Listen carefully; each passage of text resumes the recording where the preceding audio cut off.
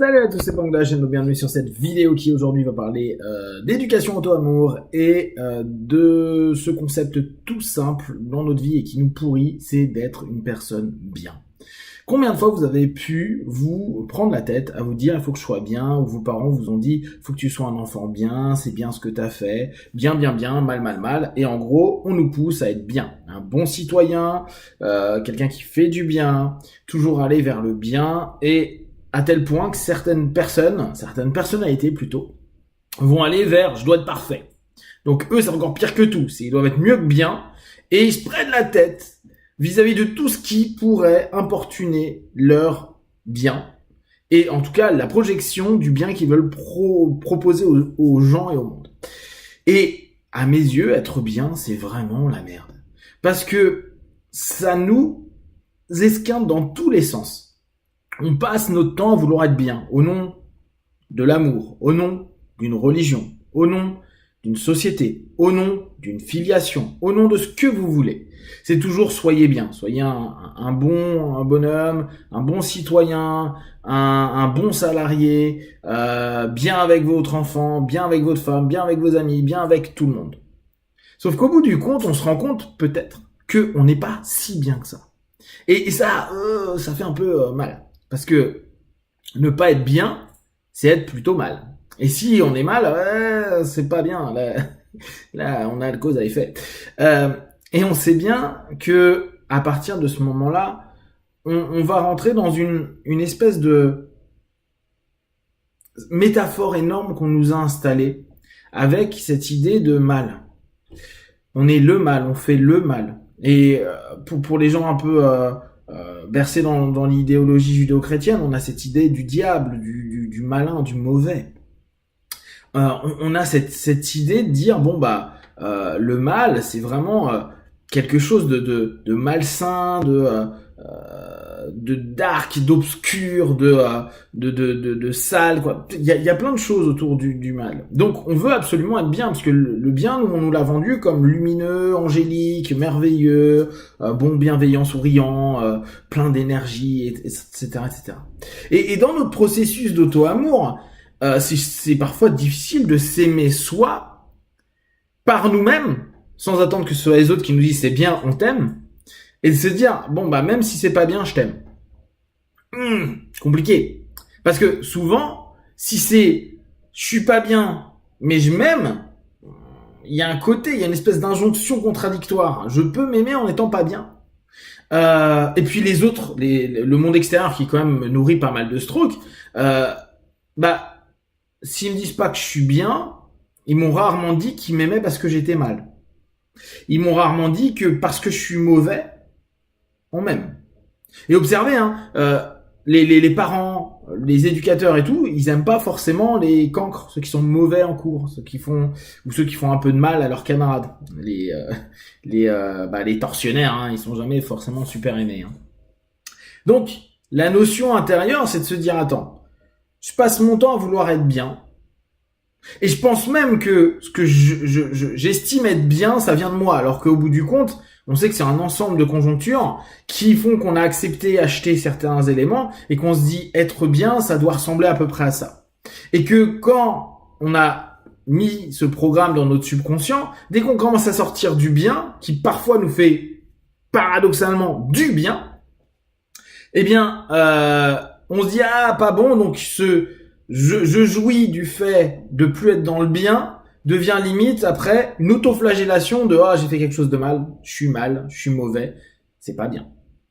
Donc on est constamment, en tout cas, j'en sais rien, mais en tout cas j'observe pour moi c'est cette espèce de tendance. Et je reviens à cette idée de dire on passe notre temps à mettre des masques, on le sait, pour nous-mêmes on tente d'enlever un maximum de masques pour être le plus vrai possible avec soi-même, qu'on ne soit pas avec les autres, ça nous regarde nous. Et être bien, c'est un masque en plus. C'est un masque qu'on vend aux autres, mais qu'on se vend à soi-même. Parce que dès qu'on se dit qu'on n'est pas bien, on a du mal à s'aimer et s'accepter.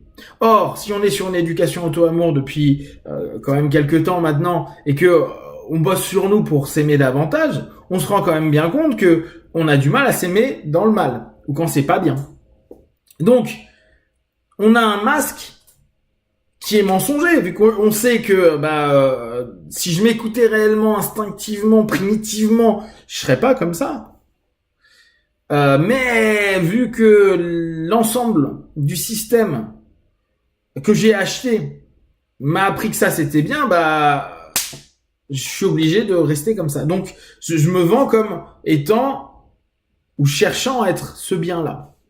Et je me juge à ne pas être autre chose. Ou quand je suis autre chose plutôt.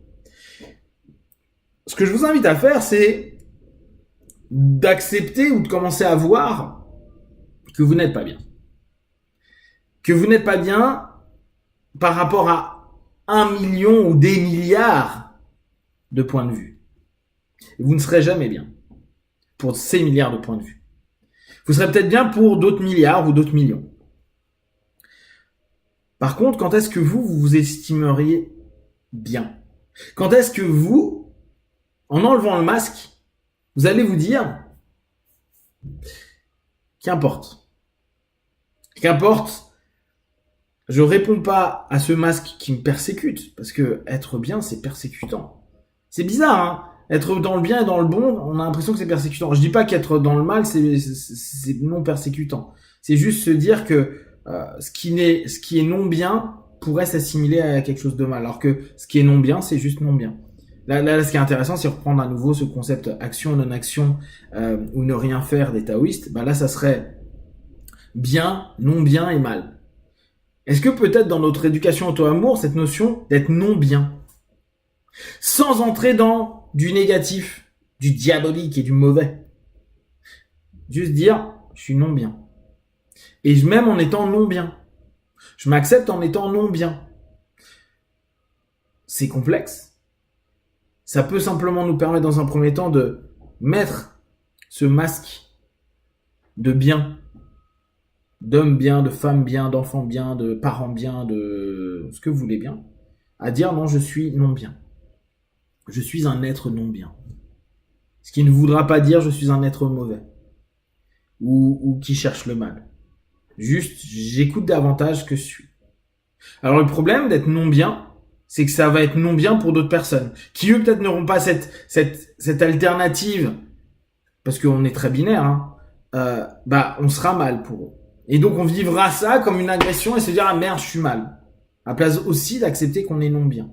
Donc s'accepter nous comme étant non bien et laisser vivre ce non bien en soi. Quelle est votre attitude si vous êtes non bien maintenant? Quelle est votre pensée si vous êtes non bien maintenant? Quelles sont vos envies quand vous êtes non bien à cet instant? Posez-vous cette question-là. Si vous n'étiez pas socialement connu comme ce que vous êtes, en tant que parent, ami, de ce que vous mettez sur vos Facebook ou les rôles que vous jouez dans votre quotidien. Si vous étiez non bien dans ce rôle-là, sans chercher à être mal, mais juste être non bien, qu'est-ce qui émergerait? Qu'est-ce qui serait? Qu'est-ce qui vivrait? Et ne serait-ce que la pensée là, ou peut-être les gestes que vous venez de faire, est-ce que ça c'est acceptable? Est-ce que, je vais aller plus loin, est-ce que vous êtes prêt à l'accepter? Parce que s'aimer soi-même, c'est éviter d'aimer l'illusion de soi, se self-idéaliser de soi-même. Donc, aller petit à petit vers du non-bien ou sortir du masque du bien peut être quelque chose d'hyper salvateur. Par contre, il faut être suffisamment en phase avec son non-bien pour accepter que les autres puissent se méprendre et dire que c'est mal, alors que c'est juste non-bien par rapport à des codes qui sont les leurs.